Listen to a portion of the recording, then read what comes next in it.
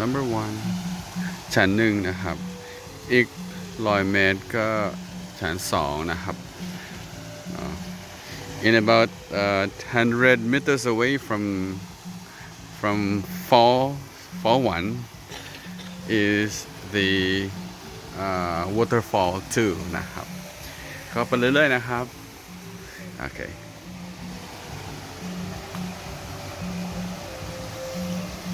namin maligo di day namo galigo di